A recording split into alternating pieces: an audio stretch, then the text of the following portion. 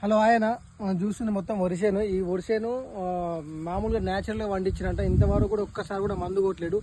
మందు కొట్టకుండా కూడా ఇంత మంచిగా వచ్చింది. ఆర్గానిక్ విధంగా పండించినట్ట రైతు. మనం ఒకసారి రైతును కలిసి రైతు ఏ విధంగా పండించిండో, ఏమేమి వేసిండో, పట్ల వేసిండా లేకపోతే ఎరువులు చల్లిండా మనం ఒకసారి అడిగి తెలుసుకుందాము. ఒకసారి రైతు దగ్గరికి పోదాం మనం.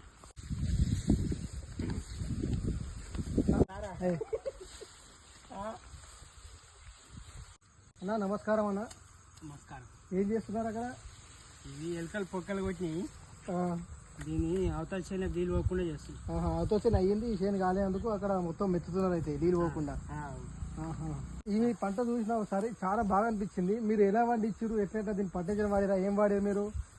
పంట చాలా బాగా వచ్చింది. ఏం పట్టేజర్ వాడారు దీనికి, ఎట్లా ఏంది ఒకసారి చెప్తారా? ఏం లేదన్న, పోయినసారి ఇలా నీళ్ళు ఉండే, దాని సత్వ వల్ల ఆయుర్వేదిక్ మందులు ఏం కొట్టలేము. దాని సత్వ వల్ల ఈసారి మంచిగా అయిపోయింది. అంటే ఒక్కసారి కూడా మందు స్ప్రే చేయలేరా మీరు? ఏం చేయలేము ఒక్కసారి కూడా. కానీ పంట తెగులు లేకుండా చాలా బాగా వచ్చింది, మంచిగా అనిపిస్తుంది.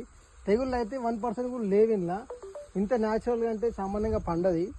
మన మందులు కొడితేనే పంట. అంటే ఎరువు ఏం పోసిరు మీరు?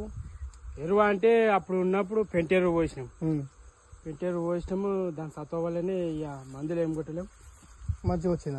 అంటే ఇప్పుడు ఇంతకుముందు దీంట్లో లిల్లీ ఉందన్నమాట. ఆ లిల్లీ నుంచి మనకు సత్వ బాగా వచ్చింది. అంటే లిల్లీ గడ్డ మీరు ఎరనే కొట్టేసిరా మొత్తం? సగం ఏరినాము, సగం ఇళ్ళనే పెట్టి ఇళ్ళనే ఒరేసిన సత్వ. అంటే లిల్లీ నుంచి మనకు సత్వ ఇంత మంచిగా వచ్చింది అనమాట. అట్లయితే బాగా వచ్చిందంట. మనం చూసుకున్నట్టయితే మొత్తం మీద లిల్లిగడ్డ ఉన్నాయంట. లిల్లిగడ్డ దున్ని సగం ఏరేరంట, సగం రూట్ వెటర్ కొట్టడం వల్ల సత్వ ఇంట్లోనే అయ్యింది. ఆ సత్వ ఇలాదుకు పంట ఇంత మంచిగా వచ్చింది అనమాట.